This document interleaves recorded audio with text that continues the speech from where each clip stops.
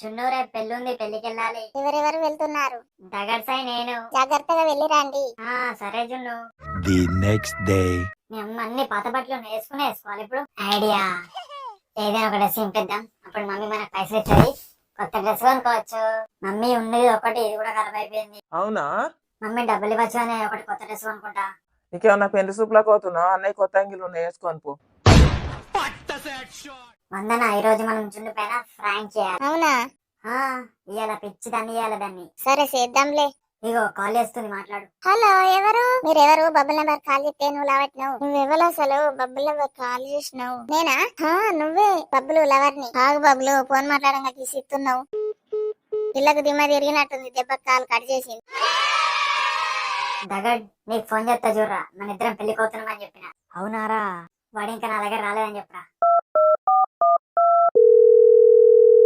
అరే జున్ను కాల్ చేస్తుందిరా, మాట్లాడరా నువ్వు. హలో. హలో గాని నువ్వు ఎక్కడున్నావు? ఇంట్లో ఉన్నా. నువ్వు వాడు పెళ్లిపోతున్నావు అని చెప్పిండు నాకు. అవును, వాడు కాల్ చేస్తానేమో వస్తున్నా అంటుండు, ఇంకా వస్తలేడు. నేనేమో వాని కోసం వెయిటింగ్ చేస్తున్నా. బబ్బులకు కాల్ చేస్తే ఎవరు అమ్మాయిలు ఆవడుతుంది. ఇప్పుడు నేనేం చేయాలి శ్రీరాములా? నేను కాల్ చేస్తా వానికి. 5 minutes ఆగంటరా, అది మళ్ళీ మనకే కాల్ చేస్తా చూడు.